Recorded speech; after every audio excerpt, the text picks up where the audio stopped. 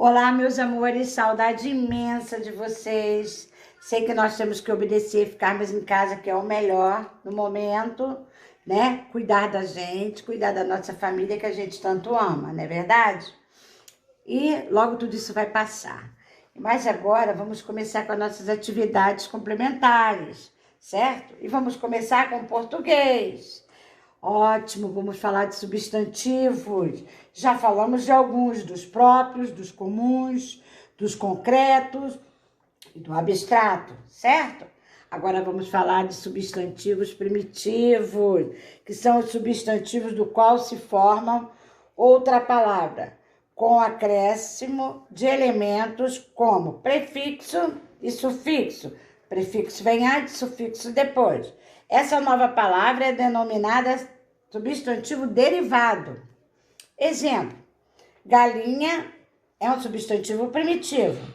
Galinheiro é substantivo derivado. Outro exemplo, pedra, substantivo primitivo. Pedreiro, substantivo derivado. Além dos substantivos primitivos e derivados das palavras, que fazem parte dos substantivos, também podem ser denominadas de substantivos simples ou compostos. Vamos dar um exemplo? A menina e o bem-te-vi. A menina é substantivo simples. Bem-te-vi, substantivo composto. O substantivo formado por uma palavra só é chamado substantivo simples. Menina. O substantivo formado por mais de uma palavra é chamado de substantivo composto. Bem-te-vi. Outro exemplo. O garoto tomou um pontapé. Garoto, substantivo simples. Pontapé, substantivo composto. Pontapé é junto, mas vejam bem, ponta mais pé, pontapé. É substantivo composto, certo, meus amores? Então, eu preparei para você, agora é sua vez, vocês vão praticar a leitura, o texto 2 e a interpretação e as atividades da página que está aqui, certo? E aí, preparei também uma atividade de relembrando sobre os outros substantivos que já falamos, já conhecemos, certo? E vocês vão caprichar, hein? Botei aqui uma redação que, através de um texto, vocês escrever como foi o Dia das Mães, no segundo domingo de maio, como é que vocês passaram. Eu sei que está todo mundo em casa, mas como é que foi o dia com a mãe? Se a mãe estava feliz com vocês, é claro que ela está, mas eu quero que vocês falem o que foi. O que aconteceu? Eu acordei, eu fiz isso, eu fiz aquilo, minha mãe preparou o almoço, então mamãe fez um lanche gostoso, ou então nós se divertimos, vimos um pouco de TV, vimos um filme, um desenho, fizemos uma oração, alguma coisa vocês vão ter especial nesse dia, porque é um dia especial, passarmos com nossa mãe, né? E eu conto com você na sua dedicação, é o que mais me encanta, meus amores. E agora, vamos lá, vamos falar da matemática, que a coisa mais gostosa é fazer a matemática, não é verdade? Não fiquem preocupados, porque nós vamos tirar todas as dúvidas de vocês. Podem ter certeza que vamos até fazer junto. Toda correção, toda dúvida, vamos tirar juntos, né? Mas, por enquanto, vamos praticando o que a gente está entendendo e que estamos aprendendo, certo? Então, vamos lá agora? Vou falar do cálculo do valor de um termo desconhecido. Há um valor desconhecido representado por um quadrado. Como podemos encontrar esses valores? Veja as resoluções a seguir. Aqui temos uma adição, sinal de adição. E para a adição, aplicamos a subtração. Vejam bem, quadrado mais 4 igual a 7. Quadrado é igual a 7 menos 4, que é 3. 7 menos 4 é 3. Aplicamos a subtração. Esse 3 pertence a esse quadrado, que 3 mais 4 é 7. E 7 menos 4 é 3. Então, o valor do quadrado é 3. Vejamos outro. Quadrado menos 5, que é igual a 11.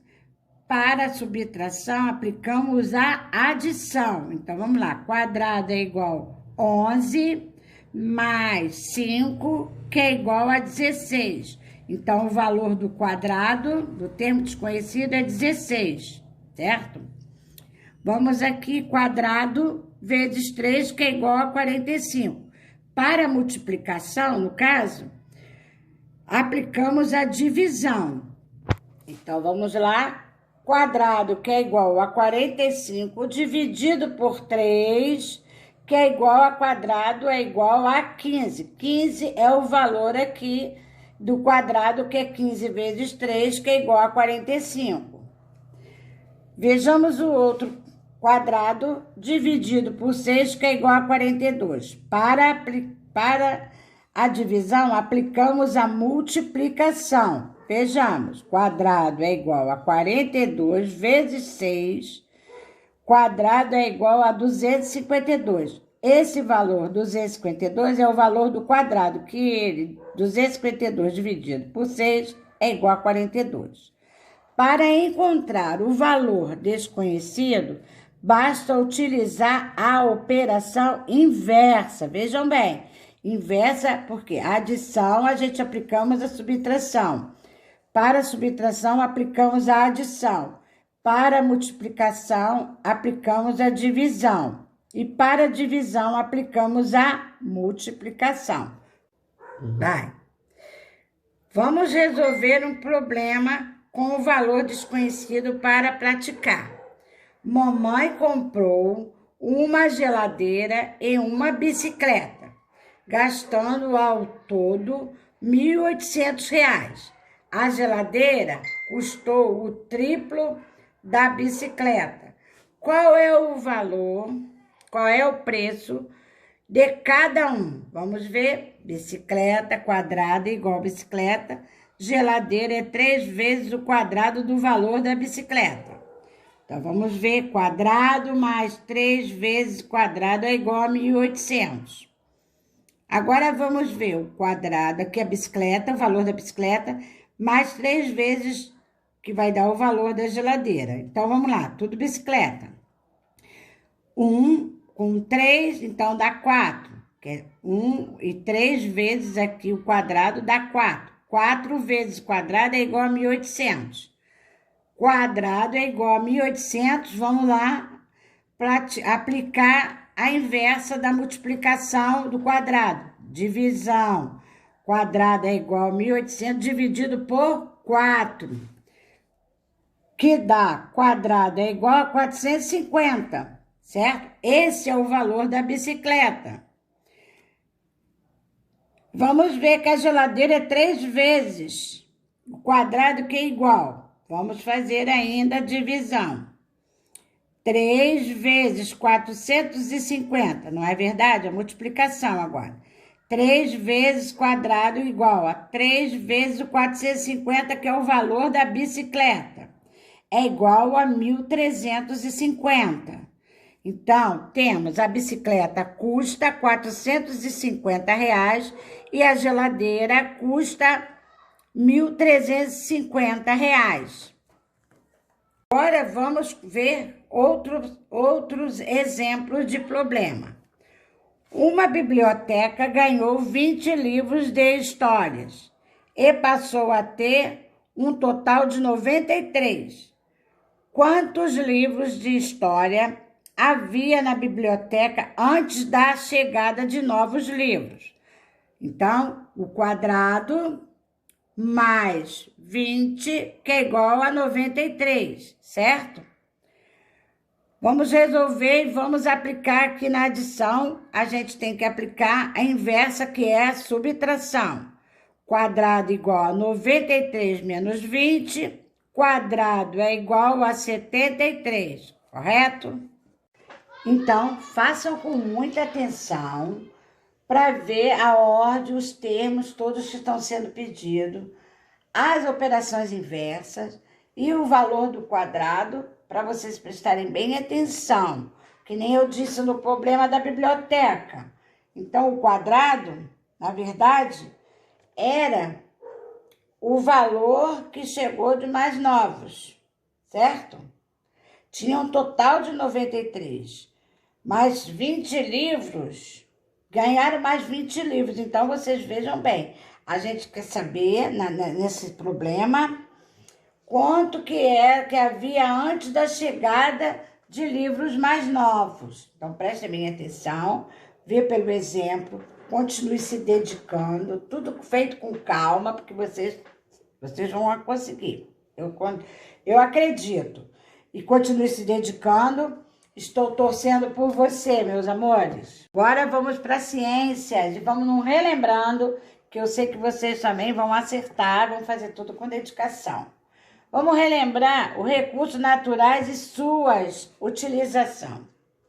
O ser humano retira da natureza tudo o que ele precisa para a sua sobrevivência. A luz solar, as plantas, os animais, o solo, a água e o ar.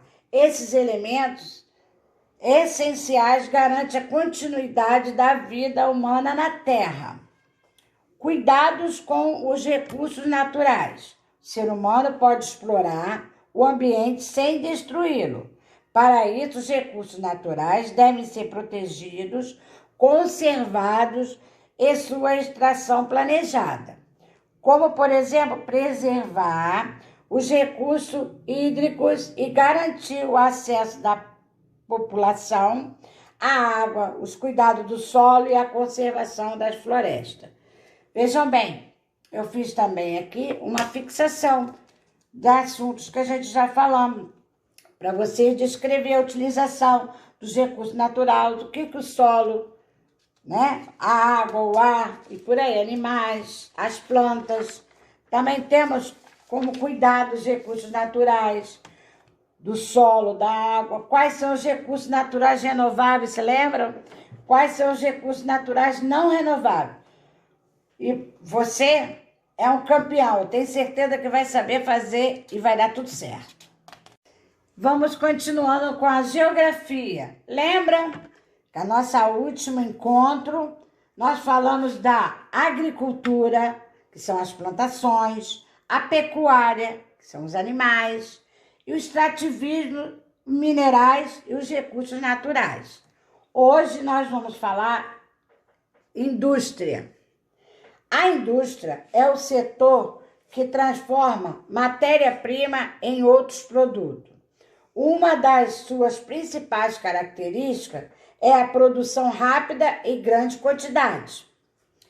A região sudeste do Brasil concentra a maior parte das indústrias do país, especialmente em São Paulo, Rio de Janeiro e Minas Gerais. Outros estados também possuem grandes centros industriais, como Paraná, Santa Catarina, Rio Grande do Sul, Amazonas, Bahia e Ceará. A indústria pode ser extrativa, que é aquela que extrai da natureza os recursos vegetais, animais e minerais. De transformação, aquela que transforma a matéria-prima em outro produto. A indústria de transformação é subdividida em a indústria de bens de produção, que fabricam produtos para serem utilizados por outras indústrias. Seus produtos não são destinados ao consumidor comum.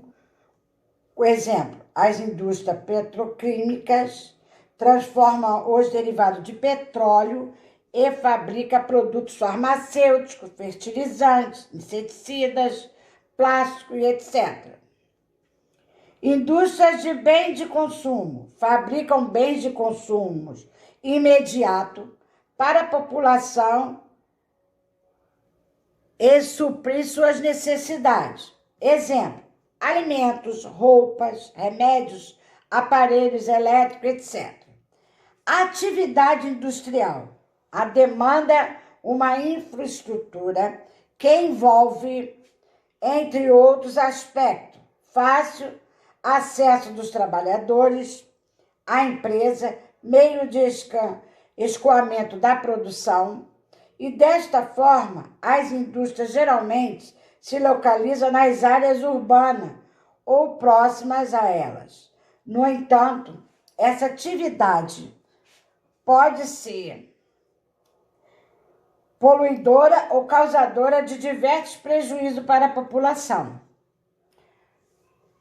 No entanto, assim é essencial a fiscalização da prefeitura do município para garantir a manutenção de qualidade da vida da população, porque muitas das vezes as indústrias usam certas químicas que isso pode fazer mal à população, entendeu? Então tem que ter todo o cuidado na fiscalização para que não aconteça as cidades, a zona urbana, perto de alguma indústria, tem que ter todo esse cuidado, certo? Eu fiz também para vocês, para a gente poder praticar no livro, vocês vão fazer a leitura, as atividades do livro. Fiz um pesquisando também para vocês, o pesquisando é para vocês fazerem na aula, vocês vão ver aqui que eu deixei o pesquisando para a gente fazer na aula, certo? Mas eu fiz para vocês também umas perguntas que nós já conhecemos, sobre as indústrias, né? Falamos também da agricultura, da pecuária, do extrativismo, certo? Relembrando que é para praticar, para a gente não esquecer, e tudo é consultado no livro de vocês. Vocês têm o material, então vocês têm que ler, se dedica na leitura para fazer as questões que eu fiz aqui para vocês. Cada vez mais me orgulho de você. Muito pior. Vamos, amores, vamos falar agora em história, certo? Continuando sobre a Era Vargas. Vou sentar um pouquinho aqui. Isso. Vamos falar de Estado Novo. Em 1937 a 1945. Vamos se dedicar à leitura e história, temos que ler bastante. O Estado Novo foi o período da ditadura de Getúlio Vargas, em que ele fechou o Congresso Nacional e governou o país por meio de decretos. A Constituição de 1934 determinava que o mandato do presidente seria de 4 anos, sem possibilidade de concorrer à reeleição. O mandato presidencial de Getúlio Vargas terminaria em 1938, próximo ano. Porém, em 1937, os aliados de Vargas afirmaram ter descoberto um plano dos opositores do governo que promovia incêndios em prédios públicos, saques, atentados contra autoridades políticas, né, e greves em geral. Diante dessa possibilidade de instauração de caos nacional, Vargas fechou o Congresso Nacional, mandou prender os adversários, ele já tinha fechado o Congresso Nacional, então ele mandou prender os adversários, anunciou nova Constituição, instaurou-se a primeira ditadura do Brasil, o período histórico que ficou conhecido como Estado Novo, certo? O governo de Vargas contribuiu para a melhoria das leis trabalhistas, como estratégia para ganhar apoio popular, quer dizer, ele fez as leis para poder ficar bem com a população. Getúlio Vargas decretou diversos direitos trabalhistas, como o salário mínimo, limite de carga horária diária de trabalho em 8 horas, o descanso semanal remunerado, carteira de trabalho, aposentadoria, férias anuais, e por causa destas medidas, Vargas ficou conhecido como o pai dos pobres. Vargas acabou com a liberdade de imprensa. Durante o Estado Novo, foi criado o DIP, o Departamento de Imprensa e Propaganda. A função do DIP era censurar jornais, revistas, rádio, cinema, teatro, literatura e manifestações culturais em geral. Além de produzir textos, documentos, cartazes e propaganda que promovesse a imagem do governo de Getúlio Vargas, como, por exemplo, ao celebrar o decênio, 10 anos do governo de presidente Getúlio Vargas, em 1930 a 1940, o Departamento de Imprensa e Propaganda produziu um cartaz com a seguinte campanha: cada um de nós tem a consciência de ter crescido mais como povo, como cidadão e como brasileiro. Essas palavras ou expressões foram utilizadas para promover o governo presidencial de Getúlio Vargas. Um pouco mais agora, vamos falar da prensa à imprensa. O termo imprensa originou-se da palavra prensa, um instrumento técnico criado por Johannes Gutenberg na década de 1430, capaz de reproduzir palavras e texto por meio de caracteres. Na atualidade, a palavra imprensa representa as instituições de notícias e opiniões, como jornais e revistas. A grande importância da invenção de Gutenberg para a história da humanidade, pois a prensa modificou de forma significativa a sociedade por meio de barateamento dos livros, onde a circulação de informações foi ampliada, o que possibilitou pessoas alfabetizadas terem acesso aos conhecimentos mais recentes e incentivou a inovação. Certo? Então, vamos agora falar do fim do Estado Novo. Em 1939 e 1945, ocorreu a Segunda Guerra Mundial, um conflito que envolveu a maioria dos países do mundo. O Brasil entrou na guerra em 1942, apoiando os aliados, inicialmente formado pelos países da França, Inglaterra, Estados Unidos da América e pouco depois a Rússia, antiga União Soviética, atual Rússia. No entanto, a luta contra os regimes autoritários fez aumentar no Brasil a oposição de Getúlio Vargas e seu governo ditador. Diante da pressão popular, Vargas tomou algumas atitudes, convocou eleições para dezembro de 1942, reorganizou os partidos, anistiou presos políticos e extinguiu o DIP. Mesmo enfrentando a oposição de parte da sociedade, o presidente ainda contava com grande prestígio e apoio da população. Tanto que ganhou força um movimento popular denominado queremismo. Queremos Vargas, que defendia sua continuidade no poder. Alguns políticos e chefes militares, opositores, viram esse movimento como uma nova tentativa de um golpe. Em 29 de outubro, depuseram Vargas da presidência da República. E o presidente do Supremo Tribunal Federal, José Linhares, assumiu provisoriamente o governo até as eleições, em 2 de dezembro de 1945. Era o fim do Estado Novo. Gente, agora é a sua vez. A leitura, bastante leitura no livro. Essa era Vargas foi bem extensa, mas é bom a gente ler e reler. Eu coloquei para vocês fazerem atividades também no livro.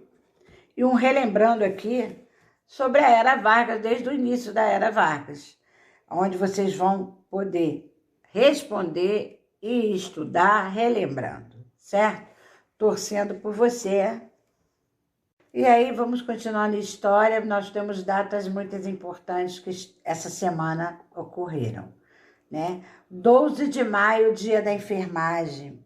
Nesta data comemora-se mundialmente o Dia da Enfermagem e o Dia dos Enfermeiros.